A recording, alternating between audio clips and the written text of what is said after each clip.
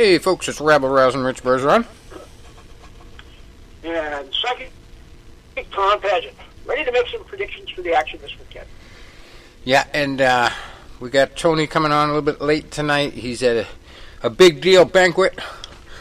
He's doing his thing, so we'll get him on a little bit later to talk boxing. We're going to get a little bit of a head start on him and do the MMA stuff that he doesn't really always jump at. Unless we cross-reference wrestling or something. But, yeah, there's plenty to cover. And I'll save my apologies for later on the big boxing match last weekend. If anybody bet on my my opinion, probably didn't work out for you. Yeah. We have some stuff to say about that, but we'll wait on Tony will be on board when we get going on that. But, wow. What a wasted Saturday afternoon. Yeah. What a complete, because the weather here was beautiful. And I was watching, I kept saying no, and then the stream got bad. Whatever. Just don't wait till Tony gets here. We'll let him talk about it. The less we talk about it, the better. Wow.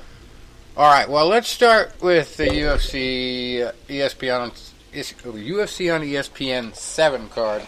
Overeem versus Rozenstruik. And, but I didn't see all the fights on this card. I didn't watch it live, but I did make a point to see the main event and the Ben Rothwell versus Stefan Struve fight. And I had no idea how controversial both of them would be. Not so much the main event. It wasn't very controversial, except for the fact that Alistair Overeem, even though his lip was exploded, stood right up after that punch. Right up. Yeah. And he only had 4 seconds left, but, I mean, he took such a hard hit. Like, almost anybody would have stopped it, but, I mean, you know what? I came up with a new term for this fight. You've heard of the rope-a-dope, right? Obviously. Yeah. This was the cage. He cage-assuaged him. He basically, I like that. Yeah. He basically let him punch himself out and then waited for that last second. And what a bomb! I don't think I've ever seen a punch do that kind of damage to somebody's lip. One punch. No. I mean, the pictures afterwards, it's like we're even worse. I just had to feel so bad for him, and there was so, I mean, because there was no controversy on the fight. I mean, the scoring. I don't think anyone's saying there's no dispute about who was winning. I mean, you could give Overeem all 4 rounds very easy, or you could have a 3-1, depending. But I mean, he just fought. It wasn't a barn break. I don't know if you've seen the whole thing, Rich. Yes, I watched the whole damn thing. It was a beatdown. Yeah, and I was so exhausted from. Yeah. I'm like looking for all this power. Where's all this power? Where's all this crazy striking with this guy? And yeah. I absolutely loved his post-fight speech too. I mean, for a guy that obviously, has an accent, has probably had to learn English as a second language. I mean, he put it all together so perfectly. Like, total fighter's mentality. This is what we do all the time in the gym, basically. And that was just perfect. Thank the people of D.C. I mean, he was very gracious. Yeah, then he, he's calling out Nagamu. Be careful what you wish for on that. I mean, he did seem to have a chin, but he just didn't really show. Just didn't show a lot. I mean, I know Overeem's very experienced and he fought smart. I have to feel terrible for him. I mean, I know you fight till the last second, and I know there was a bit of controversy at the end there, but damn, what was it? I think the official record would be 4 minutes and 56 seconds into round 5, right? Yeah. I think. 4 seconds left. I mean, this goes back to Medrick Taylor and Julio Cesar Chavez. I mean, it's just these kind of things are just this shouldn't happen. Just not. And it just after the afternoon and some of those earlier episodes too. This just kind of put this thing to bed. Wow. But, I mean, even though it's only 4 seconds, what would have happened if they let it continue and he landed one more punch and ripped the guy's lip completely? I mean... It could happen. You know, when you watch the replay, right, and when you watch the replay, you really can't criticize Rothwell for stopping it. Right. You just can't. But what a fucking chin on Overeem. I mean, yeah. To be able to pop right back up after that, you know what it reminded me of is it was quicker, but Tyson Fury getting up after that Deontay Wilder punch. Yeah. It was just instant almost. Yeah, and especially with all the questions about Overeem's chin, about how much punishment he's absorbed. And, God, I felt so bad for him. Yeah. I mean, he really seemed like he was back on track and rejuvenated. You know, it was an amazing story. You know, he lost to the Curtis Blades in a real bloodbath, and then he decided if you can't beat him, join him. I love that mindset. Mm-hmm. And it just seemed like he was really back on track. I mean, I don't know if he'd get another shot at the champ, but you know, it just shouldn't have ended like that. Yeah. So, but it did. I mean, you know, more power to the Rozenstruik. But I mean, I think he's going to have a lot of trouble if he wants to go in there with Nagano. I mean, he's going to have, and he seemed to have zero ground game. Right. Yeah, he was pretty much laying there half the time.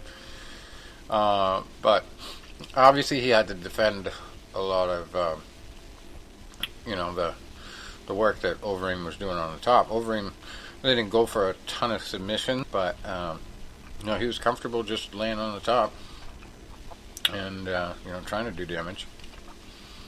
But yeah, what a shocking ending! Yeah, I loved it though. It was, I mean, I rarely would watch a full 5-round fight knowing what the outcome is, but that's exactly what I did the other night. I seen the pictures first, and then I had to watch the fight. But yeah, that was crazy.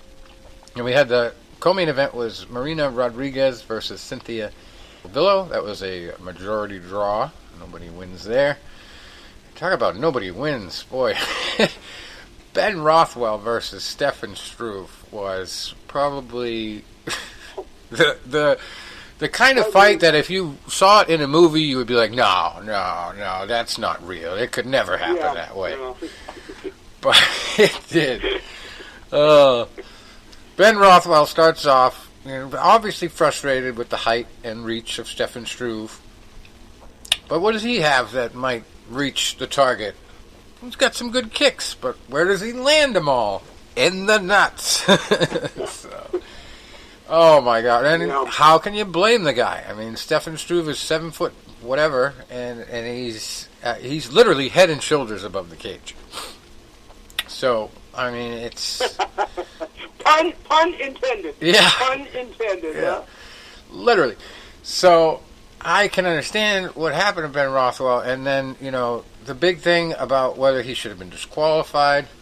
You look at his reaction after that second kick that connects as hard as possible. And you have to know, this is not what he intended. You know, that was obviously another accident. Yeah. But if it was a guy that was the same height, you have to wonder, would that ref have said, you know, oh, well, then that's not a factor. You know, it's only because this guy's a freak of nature that I'm not taking you out of this fight. You know, Ben is, he's never been a dirty fighter. Right. And, you know, sometimes, I don't know, and I know you've been watching this stuff for forever, and so it's just kind of the same thing in boxing. You just kind of know sometimes if something's deliberate. You know. I mean, I can't really put it into words, but, you know, I can process a lot subconsciously almost, you know. And I just don't feel it was like that. I mean, I got to meet Ben back, he was at a local event here, Fight Night at the Flats back in 2005. He was making his charge up. You know, just a first-class gentleman. Yeah. And I want to say we might have even interviewed him back in the early days. The Militants, yeah. And the Militants team was the hot team back then in that era. They were in their heyday. and he was with them, and then he left and had his own place, and I guess he's had just a lot of other distractions. That's amazing. The guy's still in contention after all these years, you know. But I mean, I just did not have the feeling he was trying to do that. Yeah, and boy, he definitely though took advantage of the aftermath. Now, Stefan Struve, to his credit, I mean, was tough. He toughed it out. He said, all right, you know, I'm going to keep going. But the X factor here that makes it controversial is Dan Miragliotta. Now, maybe nobody could blame him for stopping that first fight the way he did, but the way he interjected himself into this fight was a little sketchy. I mean, he acted like he was in the guy's corner. Like he was one of his own team. He was trying to tell him how the fight, in his eyes, is being scored and everything, and that if you don't get up right now, it's a no contest. That part's fine. But once you say, let's just see how it goes, let's just finish the round, he's becoming a coach. So, I mean, even the announcers were like, that's wrong. So that makes me wonder whether it could be ruled a no contest anyway, even though Rothwell came back and won the way he did, because Stefan Struve said, oh yeah, I'm fine, and got up and got pummeled. But that started out with his own mistake, because not only did he get up when he probably should have at least taken the extra minute, he also landed a kick that Rothwell checked, and that's what started the onslaught that ended it. So I couldn't exactly make out Struve was saying as he was slumped against the cage at the end of it after they stopped it, but I'm pretty sure he was starting to lay the blame on other people at that point. And you had to have a little sympathy for him. Yeah, and he seemed to have some words for Rothwell after the fight. Yeah. It seemed like he was in a good mood at all. And then Ben comes on, hey, this is MMA, things happen. And yeah. Well, I'll tell you. Like I said, I'm not ashamed to admit when we had the pugil stick fighting at the Air Force Academy, I think it was like second round, I got through the first round, and I got hit. The first strike off the bell, or the whistle, I got hit square in the nuts with the pugil stick by this kid. And it was like he did it on purpose, you know. And so they gave me like a couple minutes to rest, and then they were like, yeah, you want to come back and try again? And I was like, no.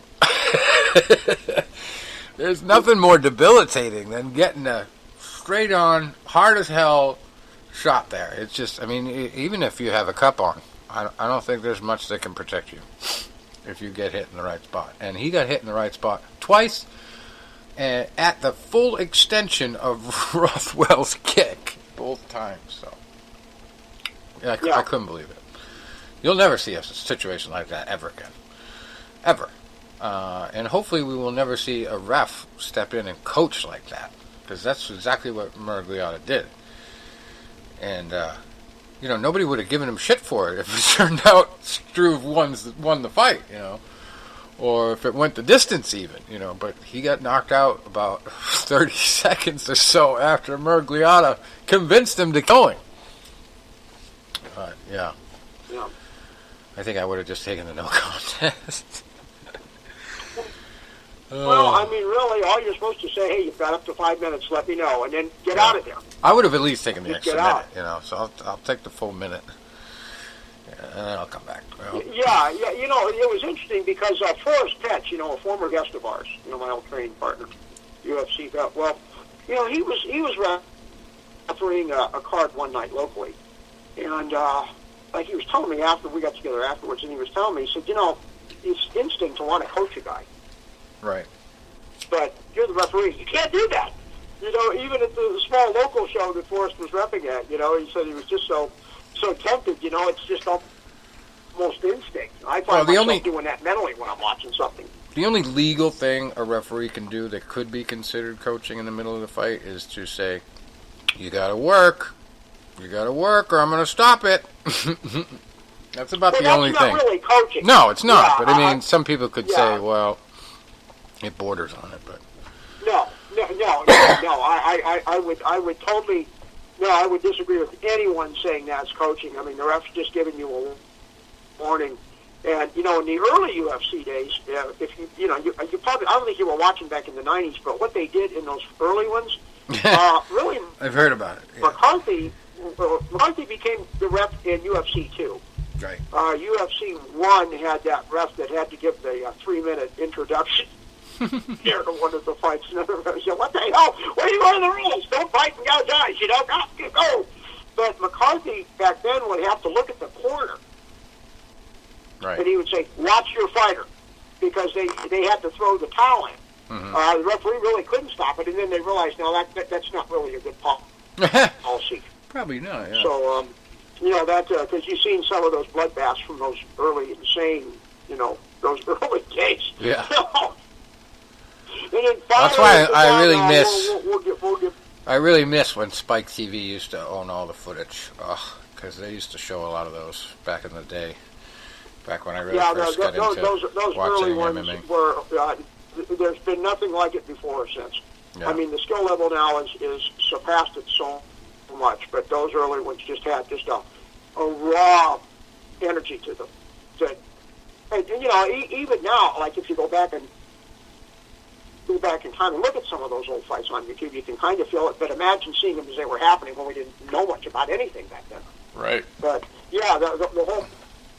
Yeah, the whole point of coaching, that's just a super no-no. Can't do it. Yeah, so I'm sure he at least got talked to, but, I don't know if there's fines or whatever, anything else they can do about that, but I don't think he'll be caught doing it again, that's for sure. Also on the card, we had Aspen Ladd getting a big win over Yana Kunitskaya, 33 seconds into round 3. She TKO'd her. And then we had another draw. 2 draws on the same card. That's another thing that doesn't happen often. Yadong Song against Cody Stamann was a majority draw. And then Rob Font before that beat Ricky Simon by unanimous decision. Tim Means had a little bit of an upset over Thiago Alves. Choked him out in the first round, 2 minutes and 38 seconds in. And that's pretty rare because Alves is a very good grappler. That was a barn burner. Yeah. I mean, that one was, and it was kind of, both of those guys have been around a long time. Right. And I won't say it was lose or leave town. I remember when I was a kid watching Pro Wrestling, they used to do that. Lose or leave town. That was supposed to be the Rothwell Struve fight. I don't think it's that, but I mean, Alves is, I remember Alves has been around since the early 2000s. And he came here to Cleveland and fought in the King of the Cage, and he stopped my teammate Jeff Cox first time. Then when Jeff's undefeated record stopped him in about 15 seconds. Jeff shot in and didn't set up, and Alves caught him with the knee. So Alves was really had his moments. Right. And Means is one of those guys. He's kind of like a Matt Brown guy, I mean, he's always there. He's always going to give you a tough fight. He's always in shape. And we'll see if he can make one final run at it, because he's been around quite a while. Right. Yeah, he's been needing a big break. He got one. He made it himself. Then we had Billy Quarantillo beating Jacob Kilburn by triangle choke. That was 3 minutes and 18 seconds into the second round. And then a twister submission in the fourth fight of the night. Bryce Mitchell over Matt Sales there. 4 minutes and 20 seconds into round 1. I was explaining that to a casual fan. That is like a perfect game. Right. And maybe it's so rare. It's almost like a perfect game in the World Series or a playoff game. It's there's only been 2 of them. Right. Yeah, I saw the last one. When they broke it down, you could see how hard that is. And then Bryce comes on and says, "Well, I learned it off YouTube." Oh my God, what a talent! Wow. Oh, sorry, I'm he watching learned it off. Are you kidding me? How could this be? Right. Well, you've seen it. I don't know if did you see the whole fight, or did you just see the highlight? I think I did watch. That was the one prelim that I watched live, and I do remember seeing it because it ended that way. But yeah, they were both. They both had their moments, but That was very slick. I mean, it's so rare to catch someone like that, even in training, even if you're a lot better on the ground than they are. I mean, that's almost impossible. So it's almost like that Babe Ruth, I'm calling the section, I'm calling the seat of the home run I'm about to hit, and then doing it. Wow. It's just amazing. Uh-huh. Yeah, if they just showed speaking of the devil, that's the same situation just happened in football. They just they threw a pass to the guy in the end zone, wide open. He drops it. Hits him right on the hands, he drops it. So then they do the same play to the same guy, next play. But he's well covered, and he catches it off the arm of the other guy. Go figure. When he has footsteps, he gets it. Anyway, back to MMA. Joe Solecki getting a big win over Matt Wyman by UD. And we had Verna Jandaroba, second fight of the night, female fight, over Mallory Martin by rear naked choke, 1 minute and 16 seconds into that one. And first fight of the night, Mahmoud Muradov over Trevor Smith by knockout punch in 4 minutes and 9 seconds of round 3 there. I'm kind of sad with that Wyman fight. He's, I guess to say he's past his prime, I mean, he just a day late and $1 short in all areas. You didn't see that one? I did not, no. I mean, Wyman was, he just couldn't get anything going. I mean, he was robotic on stand-up. He was getting just dominated on the ground. And I guess when the fight was over, he was cussing the opponent out. And just a horrible night for him, I guess. Yeah. And he was at the only UFC I've been to live. That was back in 2007, the one down in Cincinnati. The main event was Rich Franklin's rematch with Anderson Silva. Wow. And Wyman was on the card there. But looks like he's... I went to UFC 78, Validation. Remember when they used to name them? Yeah. Worlds collide. Yeah. Ultimate destruction. I mean, come on. But it was so hilarious. The one that I went to was called Validation. When I was meeting with Zions officials at the thing as they were going bankrupt, Validation. Yeah, they validated that I had my shit together. That's for sure. All right, we got Tony joining us here. How's it going, Tony? Hi, guys. The tornado is here. The tornado was working a banquet, and unlike my esteemed colleagues were predicting, I was not a caterer, and I was not a busboy. I was the entertainment. Yeah. You all should have figured that out by now. As I told them, I showed up to the banquet in one of my sequin tuxedos coming from an event at work. And yes, I did go to the mall in a sequin tuxedo because I just don't care, which you all should know by now. And then, I left the banquet. I excused myself. Santa Claus came and took my place for a while. And then he left and I reappeared. So that was this event. I got another one coming up this Saturday. I'll be in a different sequin tuxedo that time, and just being my usual obnoxious self. Awesome. So, yes, I am not a busboy, and no, I am not a... See, Tony, I get these psychic visions of the chef had, okay? Yeah. And then you said you had one. It's all right, Tony, because I can say, too, that I'm not a psychic after last week. Confidence is not everything. Let's just put it that way. The fat guy fooled us all, I guess. Because I actually read on Facebook, somebody claims they wrote him about this very thing happening. Ruiz Jr. And I don't doubt it, maybe it was Mike Tyson. No, I don't know. The fame got to him, though. He admitted it.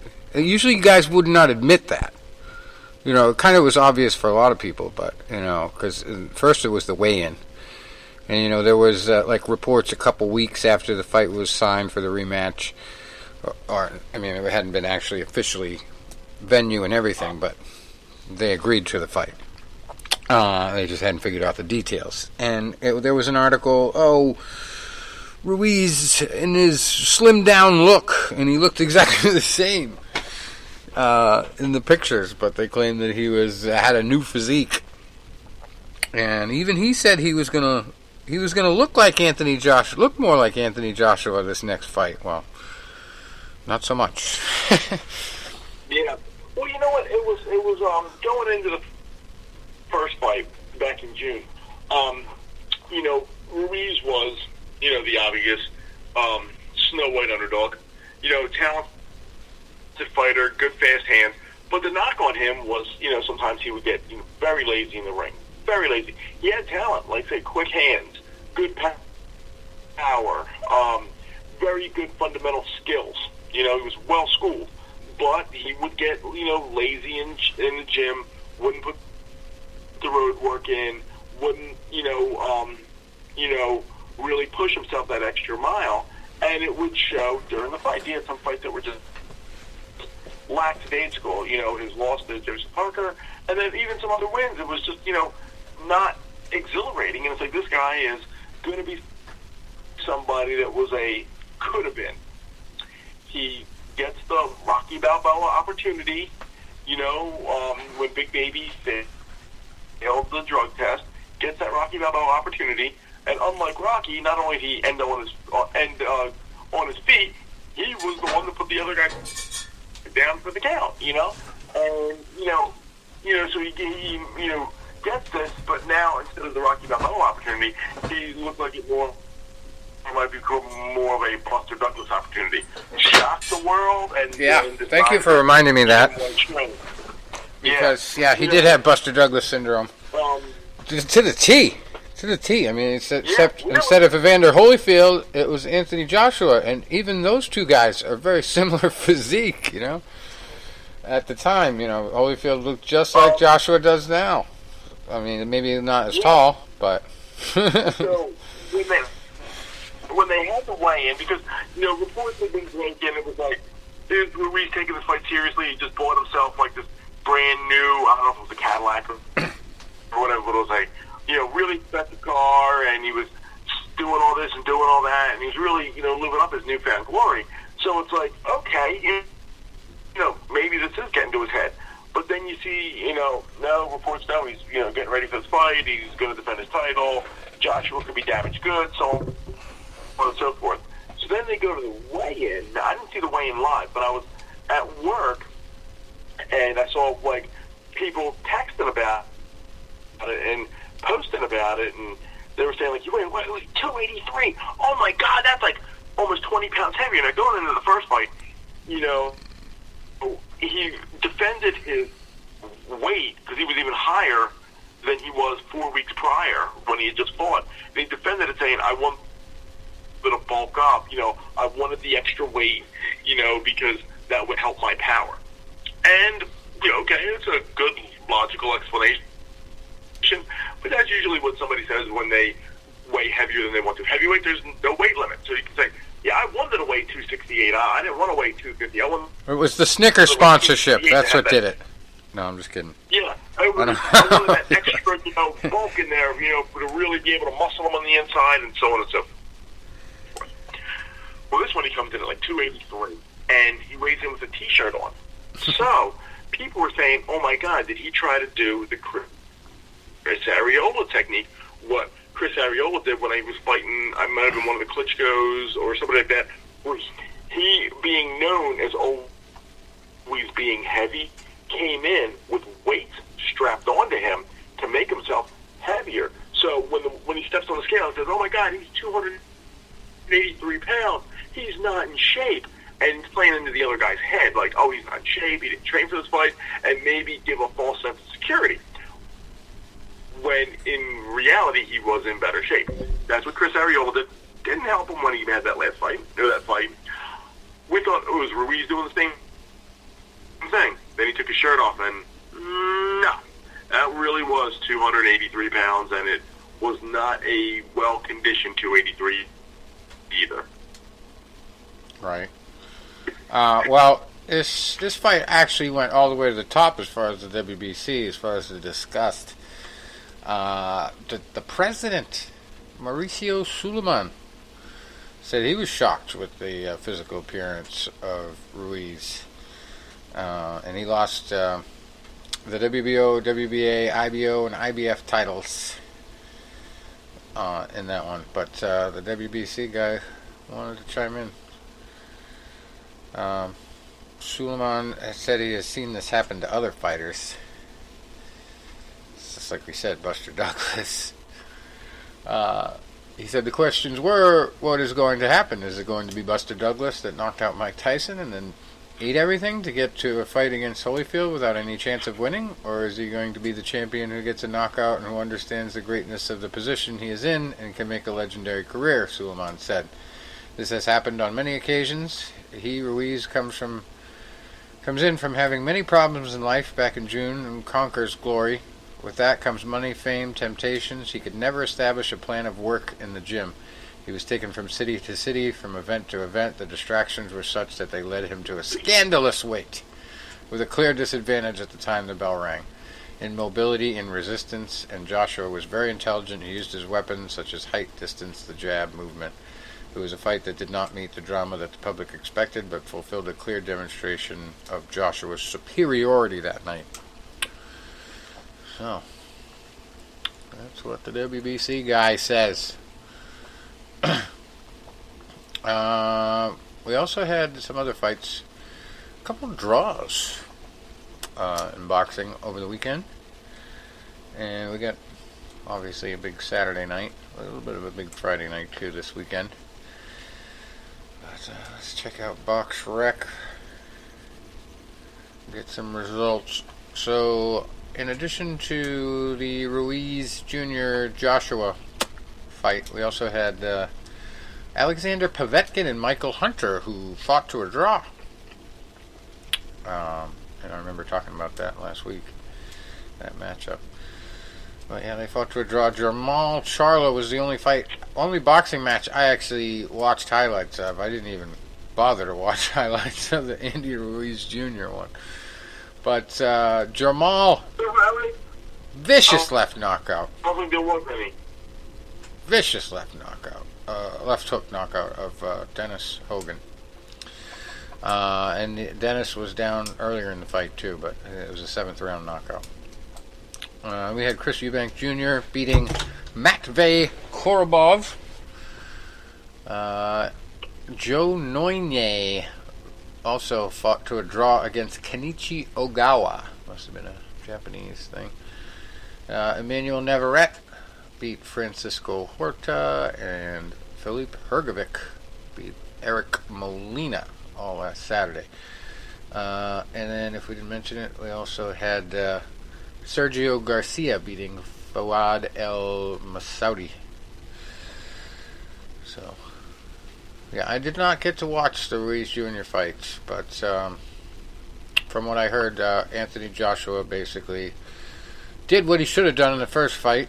Kept his distance, used his jab, used his footwork. Footwork was the most common thing I heard of, why he won the fight. Because he basically, had a big advantage, like Suleiman said, because Ruiz Jr. was a little heavier, a little slower.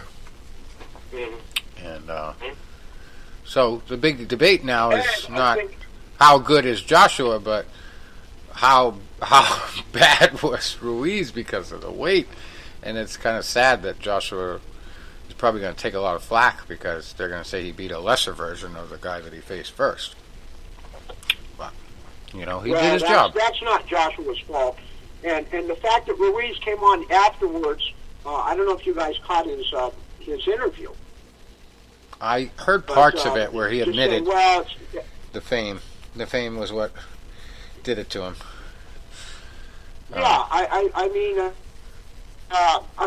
didn't know much about Joshua before this. I hadn't really paid attention, but I really liked his attitude.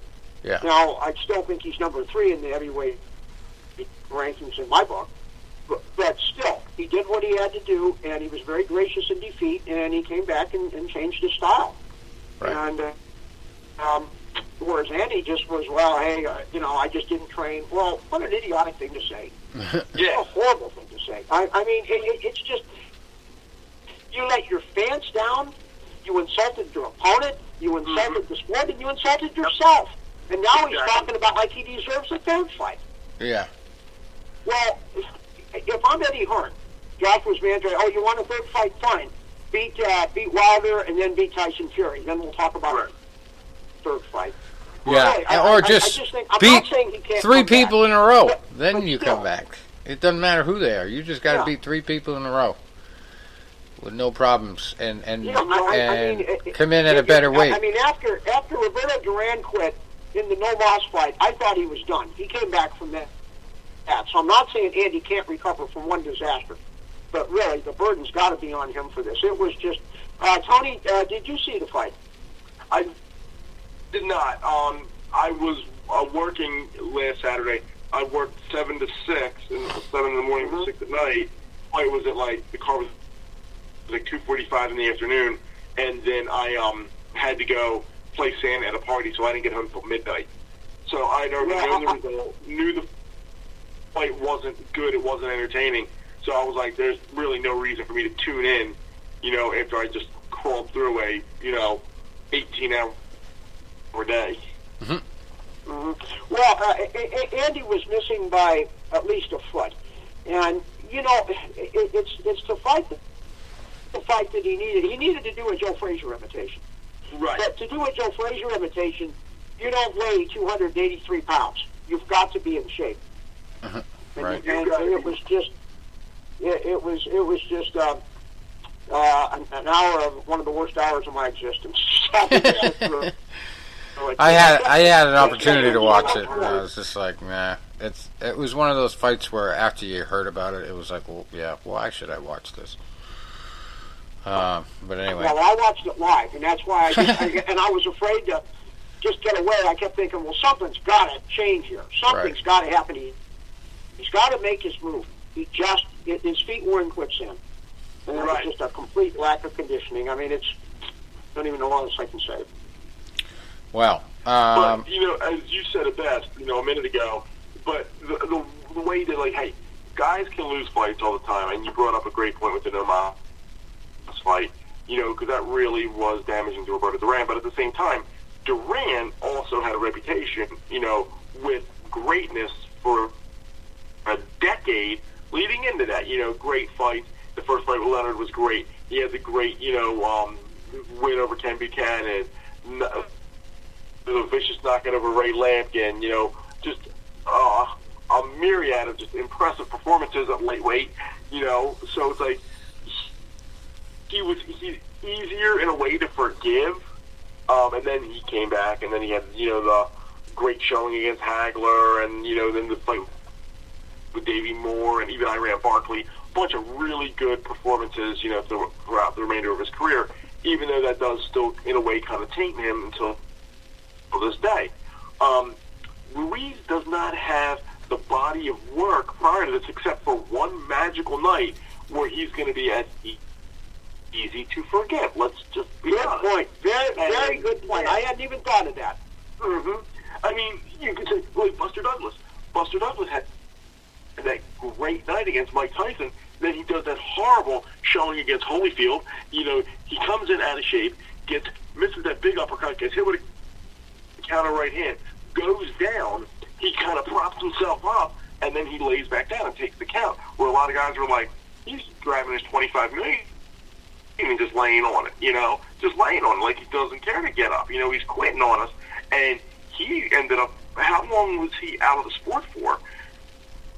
I don't know, but probably about a good 4 or 5 years before. Not only did he blow up a little bit for that fight, but within months he was at 400 pounds, I think. Yeah, it was bad, way worse than Ruiz, and I'm sure he had a lot of health struggles with it. I mean, he's still a big, heavy dude, and he never really stayed back in the sport. It was good enough for him for that to be his claim to fame, and he got a lot of fanfare when they had the anniversary of the fight. I think he made a comeback around '97, if I remember right. Yeah. But it was just nothing, and he fought a guy, Louis Monaco, or I can't remember now, but yeah, his comeback just was not, just didn't work. Yeah, I remember he was tipping the scales at 4 bills. Wow. Yeah. 4 bills. Gee. Quite the weight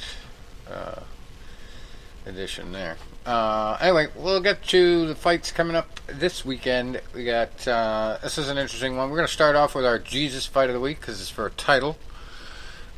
Jesus Soler. That's a good one. Soler, though. He's fighting for the vacant NABF junior flyweight title because Jesus flies. He's 11-1-1, Jesus Soler. Fighting Salito Henderson, who's 6-0. And hey, here's the guy that was gonna do my PR thing. I think Keon Johnson. He never got back to me though. He's fighting a guy named Les Sherrington, who's 37-14. He's 27-10. One draw. Anyway, other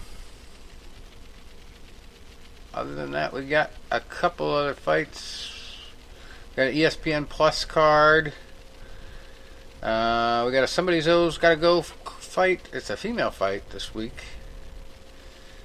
Got the mismatch of the week. We got all kinds of stuff here. Let me find the female fight. I guess it's the top of the thing here. It's for 3 different titles. I know that. There it is. It's from Germany.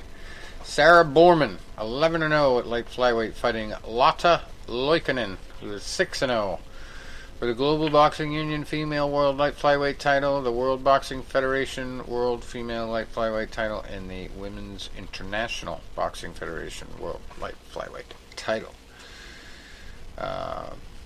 Co-main event there is Marko Radonjic, 20-0, against Sammy Enbaum, who is 18-5. And here's another one from Germany with a couple interesting fights leading the bill. Heavyweights, Guini Artak. He is 6-0. Fighting Danny Williams. Head heavyweight. 53-28.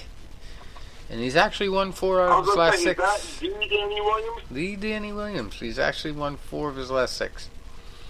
It's for the vacant German international heavyweight title. So, another title shot for old Danny Williams. We'll see how he does. And this is a great name for a German and for a fighter. At least the first name for a fighter. Second name for a German. This guy's name at light heavyweight is Granit Stein. Granit. Granite. So no matter how good his chin is, anybody could say he has a granite chin. Granit Stein. He's fighting Wilmer Gonzalez, who's got 20 wins, 16 losses, and 1 draw. And that's for another title, the vacant WBU European light heavyweight title. So there's that one. And then we got our mismatch of the week on the very next card, also in Germany. We got 2 mismatches. Co-main event mismatches. 18-6 with 2 draws is Maria Lindberg in the main event. She is a super welterweight. She's fighting Mariam Tatunashvili, who is 1-13-2. And if that's not bad enough, we got a heavyweight mismatch in the co-main event. Mark Demori coming in at 37 wins, 2 losses, and 2 draws, fighting Laszlo Szezin, who is 6-38. Nice. Yeah, the matchmakers were all too busy on the other 2 Germany cards. They couldn't help out with that one. And that's probably not even that far off because 2 of these events are in the same city. Or not the same city, but the same area of Germany. Nordrhein-Westfalen. One's in, I guess, Oberhausen, and the other one's in Hameln, whatever that is. But they're both in that territory of Germany. A lot of fights going on in Germany this weekend. It's be German boxing weekend. And you gotta love it when there's a world female light flyweight title on the line in Japan. It's happening Saturday, and it's Tenkai Tsunami. It's a great name, by the way, but she's fighting TBA. Should think they would have the opponent set by now. But anyway, Tsunami is 26-12-1. Got some great boxing names this week. Tsunami.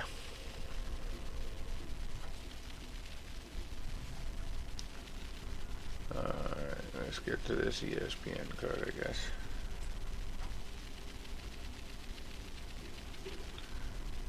Eventually. It's Russia. Not a lot of big names this week, anyway.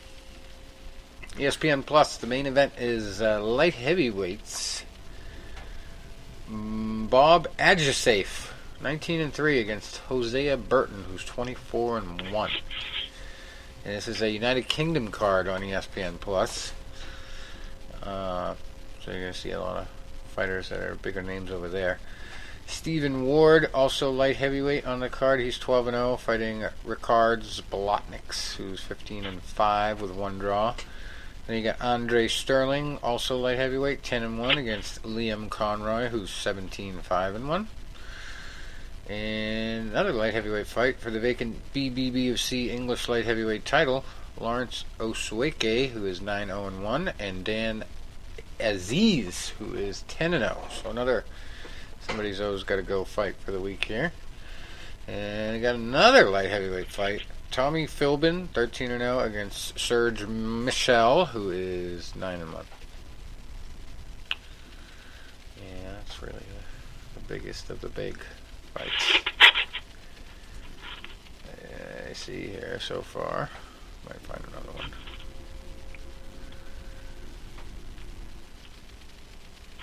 Oh, there's the ones I didn't mention. Another one on regular ESPN on Saturday from New York, New York, Madison Square Garden. Richard Comey. No relation to Jim, I think, but he is 29-2. Fighting Teofimo Lopez, who is 14-0. That's for the IBF World Lightweight title. That'll be an interesting fight. And then I don't know why this is the co-main event. Should be the main event. A big somebody's always got to go fight. Terrence Crawford coming in at 35-0. Fighting Egidijus Kavaliauskas. Tough one. Who is 21-0-1 with that one draw coming within his last 6 fights. And that was for the WBO World Welterweight title. Hard to believe a guy with 35 wins and no losses doesn't have more titles. But then we got lightweights. Mickey Bay, 23-2-1 against George Kambosos Jr., who's 17-0. And Josue Vargas at super lightweight, 15-1, fighting Noel Murphy, who's 14-1 with one draw for the vacant IBF North American super lightweight title. And this card is stacked top to bottom. We got Michael Conlon, 12-0 against Vladimir Nikitin, who is 3-0 for featherweight. And super middleweights Edgar Berlanga, 12-0 against Cesar Nunez, who's 16-1-1. And then we got Julian Rodriguez at super lightweight in the first fight of the night. He's 18-0, fighting Manuel Mendez, who's 16-6-3. And the big blockbuster news stories on boxing this week seem to all be about fighters talking about crossing over to MMA. But there is one big other news story, and it's about Leon Spinks. He's been hospitalized in Vegas, and it was looking pretty grim. I don't know if there's been any updates, but I posted something on my Facebook that Ray Mercer had out there on his page, asking for prayers. So, got to give a shout out to the boxing legend there, Leon. Like Ray wants, I guess got to get some prayers up for him. So basically, he's had some medical situations in the past. He was hospitalized in 2014. Is inducted into the Nevada Boxing Hall of Fame in 2017. And one of the greatest upsets in boxing history in 1978 with his victory over Muhammad Ali.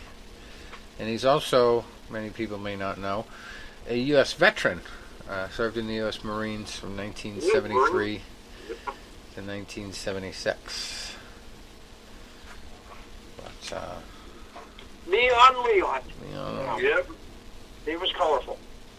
I remember reading with, I think it was Eddie Futch, when Eddie Futch was so frustrated training him for that second Ali fight, the rematch, and, Leon's wasn't training, and he just wasn't, focused on that. I mean, he made Ruiz look like Spartan training going in that fight, and they said it was during the fight that Futch actually just left.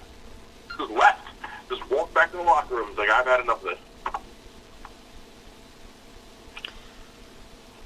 I mean, we've seen some of the Teddy Atlas meltdowns, but I don't think anything's ever taken that cake. right. Yeah. Right. So the ones that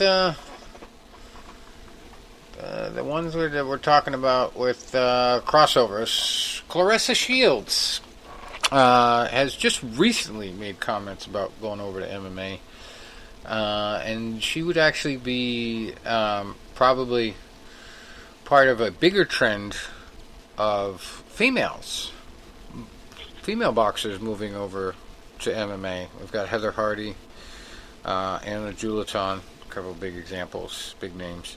Holly Holm was one of the originals to move over and get a title. So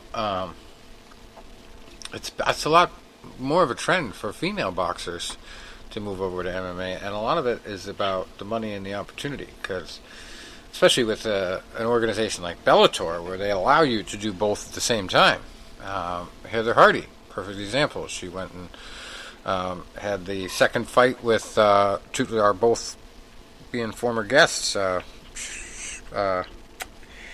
Shelley Vincent. She went and did the rematch after she signed with Bellator and after she had an MMA fight. So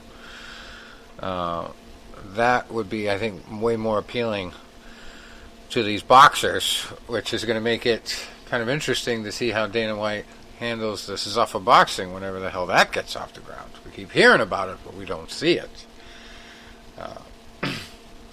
But Claressa Shields has strong interest, and she wants to go to the big promotion.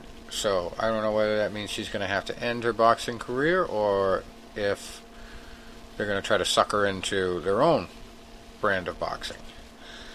But she's going to attend UFC fight this weekend, 245, and she's definitely interested. And they're talking with her. So obviously she's looking for the organization that can pay her the most if she's going straight to the UFC. And maybe she can be one of those people that has enough name recognition to say, no, I'm not signing unless you give me exclusive clause in my contract that says I can go back to boxing whenever I want. But anyway, White said she's coming to the fight. She'll be here Saturday to watch the fight. She's coming to watch the fight, and I will be honest with you, Claressa Shields, people and I have talked. I don't know. We'll see. We've talked. I know they're both interested in it, too. We'll see how this whole thing plays out. We have a lot of respect for her, too, and she's going to come to the fight, and it should be fun. So, but anyway,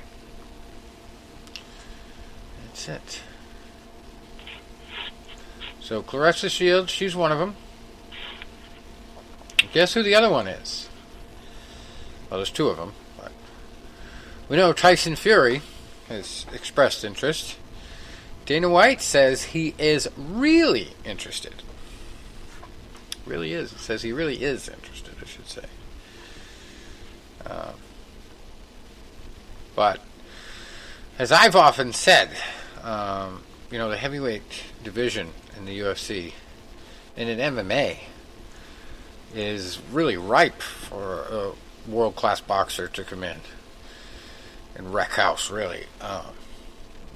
But he has to have full-scale training. You can't have a situation like Conor McGregor trying to go over to boxing with barely a training camp, and not even a warm-up fight against a world champion. Like, who does that? You have to have some tune-up fights. So I think they would do that with a guy like Tyson Fury, and that could be something. That could definitely be something. But will he do it? Will he follow through, or is it just hype? We don't know yet. We'll find out. Maybe next year. Tyson Fury does have a wrestling background now. Yeah. And we talked about this a couple weeks ago. Floyd Mayweather retiring, but how Floyd does retirement. Never say never. So now the UFC claims that they have a deal for him to fight in 2020. He said, "We shook hands, we have a deal, and if things play out the way that Floyd and I think they will," this is Dana White, "and I will probably sit down with Al Heyman in March and get a deal on paper." So they have a handshake deal. We'll see how that is honored. So, anyway. But all he's had since the McGregor fight is an exhibition on New Year's Eve where he knocked the guy out. So, how much of a real chance is there of him getting into an MMA cage? I don't know. I just don't know. Unless this is about boxing for the UFC. Just for the brand. Or if it's even if they talked about an exhibition, who knows? But apparently, according to Mayweather, he's done fighting. So, who do we believe? I'd throw Dana White under the bus in a heartbeat, but I also know Dana is somebody who goes way back with Floyd, and they've kind of traded insults back and forth, but Floyd's always acted like Dana White was the errand boy for him back in the day. So to work for him now would kind of be a different element, I think. And fight for him, I don't know. I don't know if they could actually make that step. But we'll see. Tito Ortiz finished Alberto Rodriguez in round 1, and I'll tell you, I watched it, and this fight got a lot of attention for Combate Americas because I don't know if this is his official slogan. I doubt it, but Tito had a banner for Trump behind him in the cage, and it said, "Trump 2020, no more bullshit." I don't think that's his real slogan, but he got a call. Tito got a call from Trump himself congratulating him for the win. But this was total mismatch, and it makes you wonder, did Tito know it was going to be like this when he decided to come into Combate Americas? And did he had to have known. He had to have looked around and said, "There's nobody here that can really compete with me. We got to bring somebody in from wrestling with a name," and that's all he had. I mean, 9-5 as a record. It was total mismatch. He looked out of his league. He looked like he didn't know what he was doing in there. Maybe like he was doing it for the money, but yeah, Alberto Rodriguez had no chance, and so that was it. So Tito got a submission win, rear naked choke, and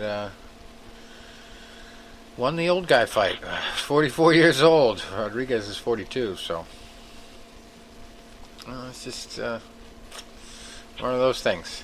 It was way better on paper than it was in person.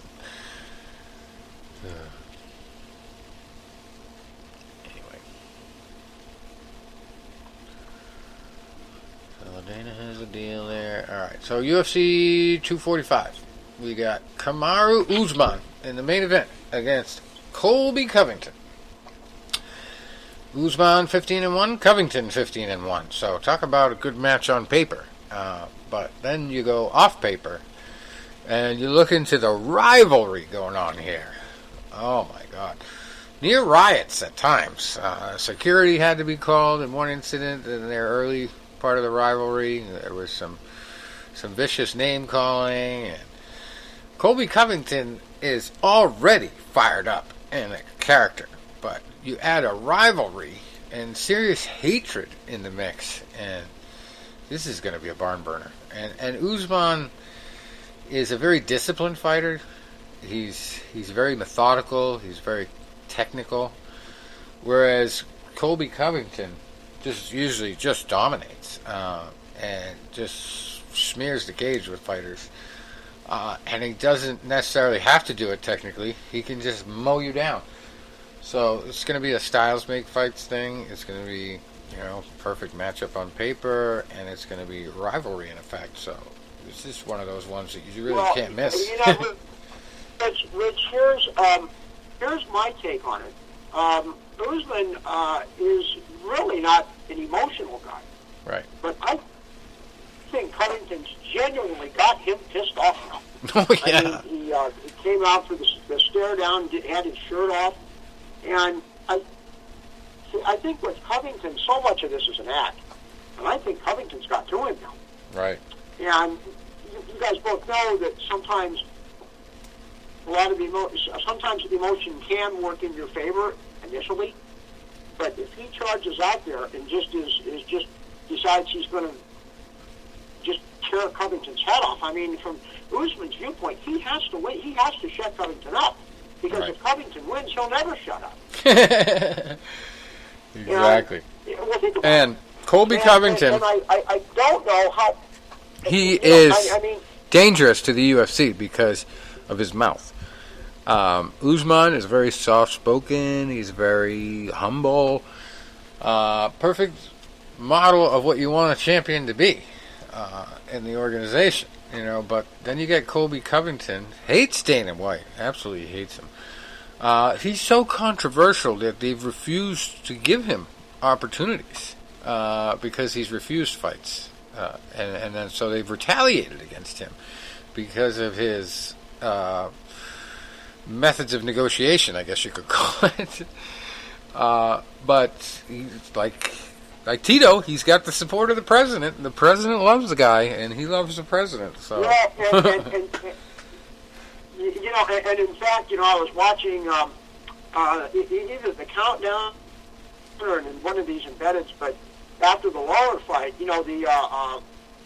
Donald Trump Jr. and Eric Trump were right beside the cage, and then they went back in the dressing room with him, and then Eric called his dad and then gave Colby the phone. Said, someone wants to talk to you. That's pretty awesome. Interesting. But my point back to Usman, I just don't think he would be well served to charge out there like a raging bull, because if he can't get Colby out of there early on, I don't think he's going to be able to hang with that cardio.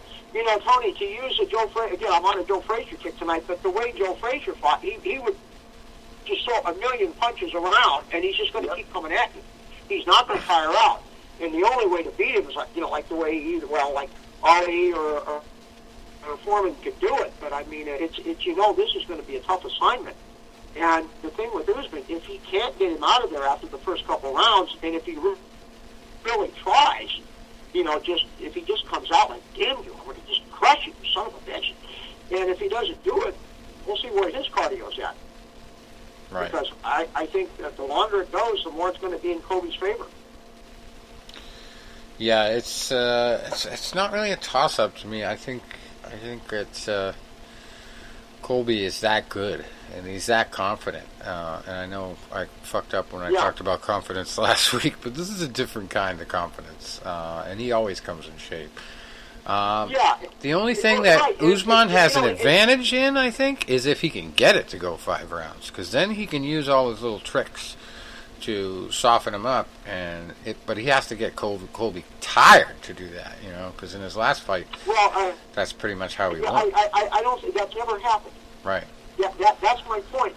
That I think, and I went back and I really put the energy into this one, and I went back and I was rewatching the Usman Woodley fight, and Woodley just had no answers. Right. He was dominated from just start to He finish. was off. But the point Woodley is, was Usman off could before that he fight could- started, too. Yeah. There was something Yeah, I off know, about but him. So, Well, maybe he's finished, but Usman could keep him against the cage, and Woodley offered no resistance. Now that's not going to happen with Colby because he's going to be charging forward, and if he can keep Usman against that cage and keep getting his takedowns, it's going to be a long night for Usman. So, I mean, it's close, that's for sure, but I'm leaning toward Colby in this one, just based on sheer intensity. all right, that makes both of us. We're not going to say how, though, because we really can't go that detailed. But, yeah, if it goes 5 rounds, we might be wrong, but I think it's going to end within 3. There's that kind of hatred. Once you got hatred in there, the chances of a decision go way down. But anyway, co-main event is pretty interesting, and too. I just think that I think the hatred's more with Usman than it is with Colby. I think Colby's just played it just the way he always does. So we'll see. And we got Max Holloway versus Alexander Volkanovski in the co-main event. Holloway 21-4, Volkanovski 20-1. And we hope Max is in good mental health with his situation that had to cancel one of his previous fights there. But we've also got Amanda Nunes versus Germaine de Randami. 18-4 for Amanda, 9-3 for de Randami. And both those fights are going to be pretty interesting. Also, Jose Aldo back in action at a lower weight class, believe it or not. 28-5, fighting Marlon Moraes, who's 22-6 with 1 draw. And talk about out of left field. There were some photos of Jose that were circulating of his weight cut. And a lot of people were saying, this is bad. He's going to kill himself, basically. He just doesn't look right. Who comes to his defense? None other than Conor McGregor. And it was more so, I think, to kind of... He's giving him praise and saying he looks good, but I think it was a backhanded compliment to his former foe there. Because he's basically hinting that, who wouldn't want to be a world champion at 2 different weight classes? More power to him, because he's basically saying he wants to be like me. So I don't know. I don't know how much of a compliment it is, but he did get his back, and he says, he looks pretty fit for that, and he's well on target. 135 pounds.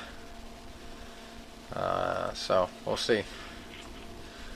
We'll see if he does it. I mean, obviously he's probably going to do it, but if he is successful at carrying that weight around and looks better, I think you're going to see a lot out of him in the future, and he might even make a real title run. But Marlon Moraes is no cheap date, as Tom would say. 22-6, so he's going to have to get through him first at that weight. And then we've got Uriah Faber, also big-time journeyman, 35-10 there, fighting the 13-1 Peter Yan. So that would be a good one. And 8th fight of the night, Mike Perry, 13-5, fighting Jeff Neal, who's 12-2. Then we got Caitlin Vieira. Ketlin. She's 10-0, fighting Irene Aldana, 11-5. Ian Heinisch in the next fight, 13-2, fighting Amari Akhmadov, 19-4-1. And speaking of journeyman, Ben Saunders, 22-12-2, fighting Matt Brown, who's 21-16. A lot of fights against, a lot of fights, a lot of losses there, but they keep coming, keep fighting. David Teemer in the fourth fight of the night, or Timur, he's 7-3, fighting Chase Hooper, who's 8-0-1. Then we got Kai Kara France, 20-7, fighting Brandon Moreno, 15-5-1. Jessica Ai, 14-7, fighting Viviane Araujo in the second fight of the night. She is 8-1, and then first fight of the night, Punahele Soriano, 6-0, fighting Oscar Paichota, who is 11-2-1. And I'm saving the best for last. There's one big story I wanted to cover, and I already emailed you guys about it, but I guess it's going to be the soapbox rant of the week here, because this is just despicable what the UFC did. And I was going to mention this right before the computer crashed, so I guess that was a good thing that we're saving it for the end now. But it's all about Carmouche, and I want to say back in the day when Ronda Rousey was running through opponents, she fought Liz Carmouche, and Liz at that time I think lasted the longest that any opponent that fought Ronda up to that point lasted. So she showed a lot just by doing that when Ronda was ruining people. And almost choked Ronda out in that fight, if you remember. Yeah, came very close. But what happened this weekend was they took a woman that was not only a perfect example of a great UFC fighter, she helped build the women's division. She helped put it on the map. She helped provide an environment for Ronda Rousey to become famous, And they have her going to the UFC event in D.C. last Saturday.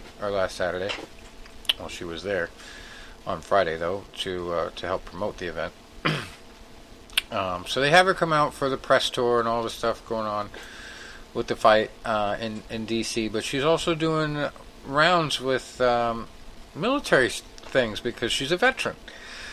So she goes to the hospital and visits injured troops. She goes to Arlington Cemetery and she does the wreath laying. And she finds out on Friday, after she won 2 of her last 3 bouts and 4 of her last 6, that they're going to cut her.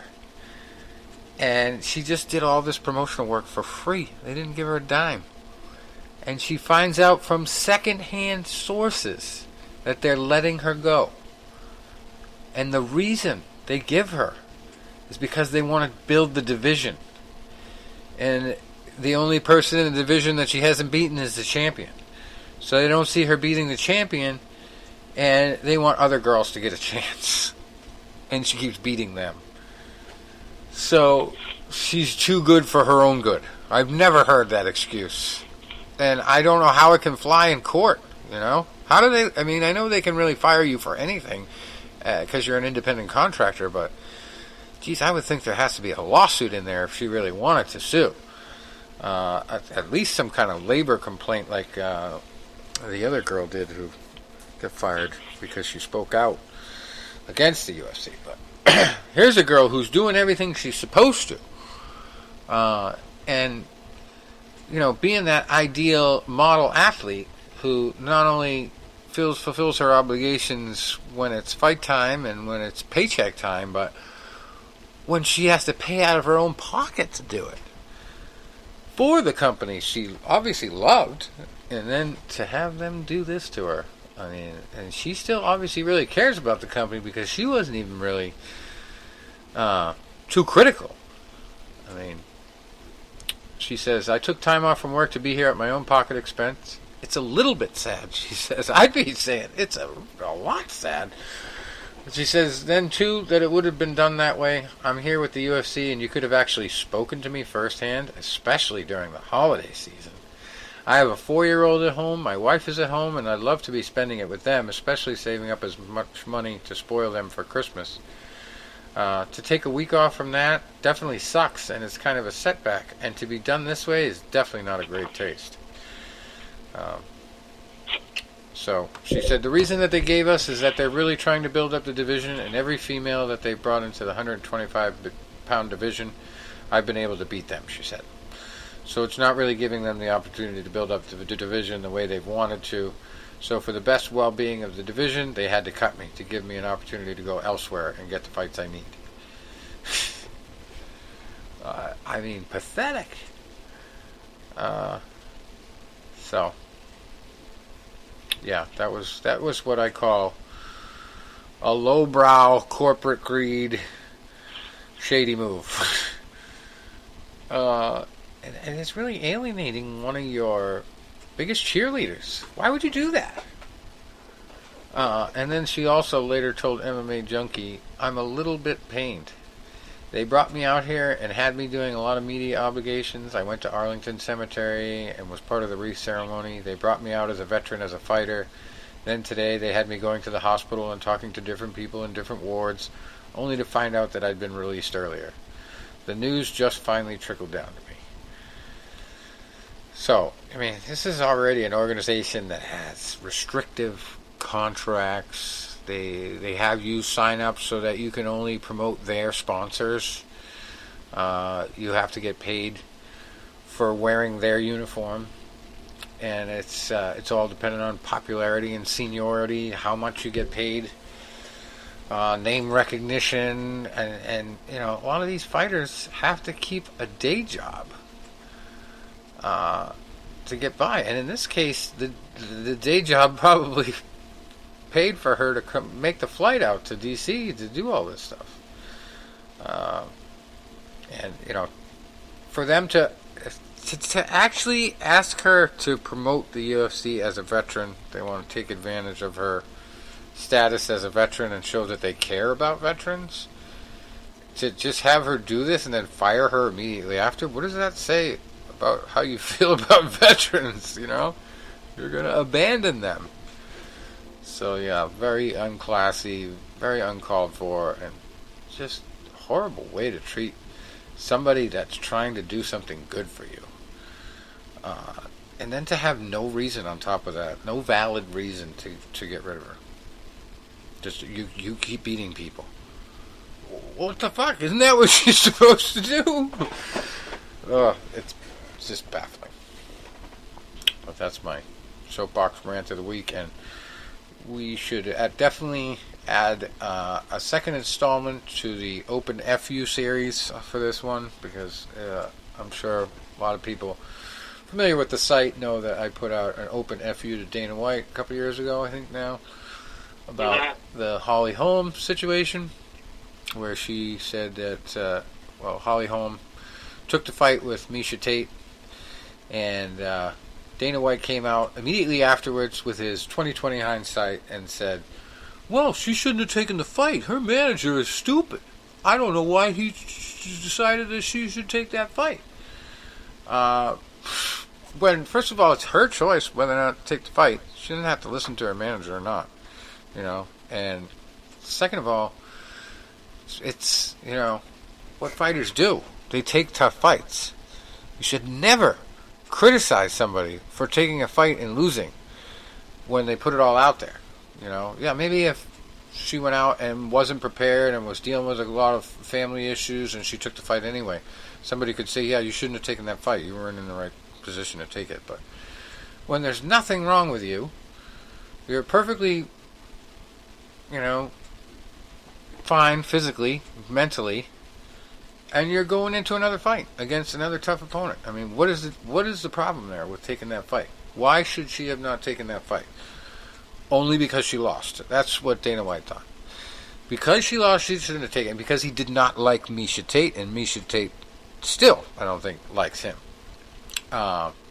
So he was basically butthurt that he didn't get the right champion that he wanted, that he could get behind, and he blamed her for making a poor decision. And so I wrote the Open FU to Dana White, and I really nailed him to the wall, because the thing that pissed me off more about that situation than Oh, well, it doesn't really... I can't say that it pisses me off more than this situation, but the thing that pissed me off most, I should say, about that particular situation with Holly Holm was that Dana White has never had a professional fight. Period. He hasn't had a professional slapping contest. Yeah. I mean, just what kind of nerve does the guy have to talk about somebody's decision making who is a world champion in the sport that you promote? You know, what is it your business when you have not had a single fight organized in any type of martial art or even boxing, which you supposedly practiced, but you wouldn't even fight Tito Ortiz in what would have been a scripted thing, you know? Ridiculous. So this one is a little bit distanced from White. We don't know if it's necessarily White who told her that was the reasoning behind the decision or who it was, but it's the UFC as a whole, and I think it's the original model of the Fertittas kind of ruthlessly running it and making sure no fighters would speak out. And, you know, if you didn't get the right fights, and you're always rewarded only if you put on a show with that big opportunity or that bonus. Now it's kind of on steroids because you have the corporate engine behind it, and they're trying to milk as much money as possible out of it. So you get a situation like this where they're shooting themselves in the foot with how greedy they are, and they're literally sacrificing people's livelihoods now to make the organization look better than it is. In other words, they want to take the younger fighters who cost less than Liz Carmouche and move them up through somebody else other than her because she keeps mowing them down and knocking them down a peg. Rather than wanting them to improve enough to beat her, they take her out of the picture, which doesn't make your organization more competitive, I hate to tell you, or better. It just it makes it a prop, you know, a setup that you're trying to force to make it look better. And that's just, I mean, not to mention, we already mentioned the ethical and the moral situation of how this is totally wrong to treat a person that way. But to grow your organization, you're going to take out somebody who's beating people? Like, what? Where's the whole gatekeeper thing? You know, that just goes out the window? You know, that's not good for your organization anymore to have gatekeepers? And I know, you know, the female ranks have always kind of had a little trouble getting, you know, a lot of competitors in there to make it interesting. But at the same time, you know, it's grown so much since the Rousey days that really put it on the map with the UFC that they don't have any excuses. They really don't. And they need to definitely take a look at how they treat people, number one. And number two, the expenses. That it really bothered me that they would have this girl pay out of her own pocket to do volunteer work for the UFC. And they don't even pay these people a fair enough wage to be able to fly their promoters and their trainers and their corner people and have them set up for hotels. Like these fighters have to foot the bill for all that if they want their trainers there. All they get paid for is their own flight expenses and their own hotel rooms. That's it. And then their paycheck. And maybe they get a bonus. That's why all these guys are begging for bonuses after the fight sometimes. Literally begging. Like, please, Dana White, give me a bonus. Because they rely on that. Well, why not just give them a $5,000 to $10,000 expense bonus for every fight? Or a stipend, call it. I don't care, but it seems pretty reasonable to me. I mean, I know that you know, $10,000 is pretty much the minimum these guys get paid per fight now. I think there's maybe $8,000. It goes as low as for some fighters, but it's pretty regular that they get paid $10,000. And when you get up the list to the top guy on the card, he might make $300,000-$400,000 max in pay and bonuses, and you're making millions off of every card. So there's money there. There's probably an extra $100,000 for every single fight that they could just throw out the window towards expenses and not miss it.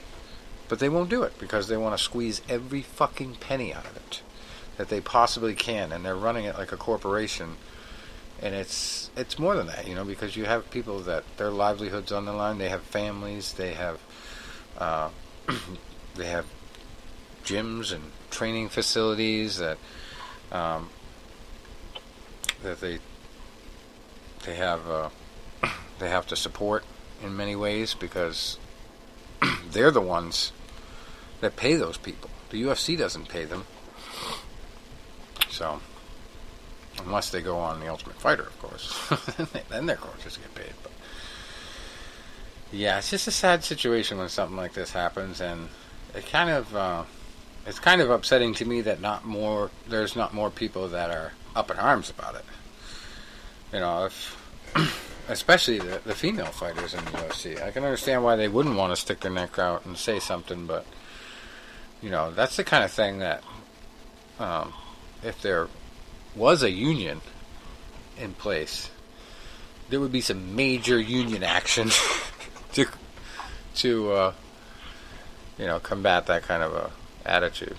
But I don't think you'll ever see a union because of the independent contractor issues.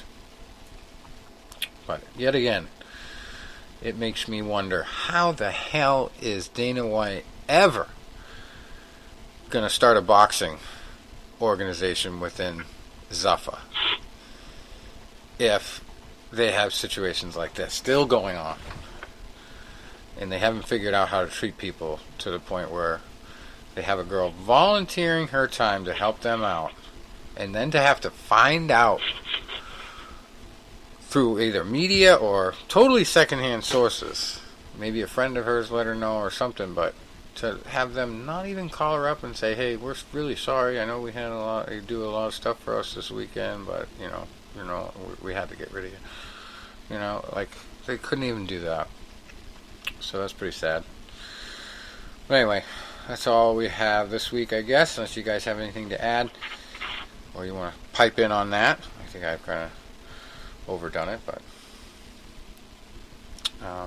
what do you guys think? Second that motion? I think it was your level of expertise.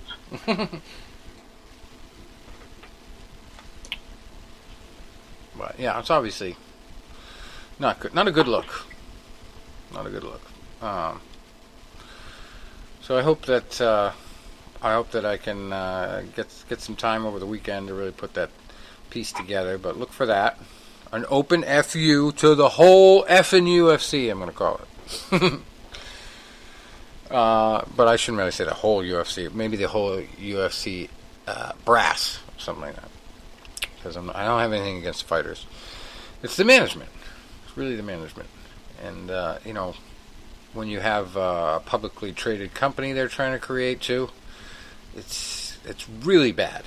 Really bad when you're trying to make this a company that people buy stock in. And the people in your organization that actually do the fighting are the most important thing to develop to raise your stock. And that's how you treat them.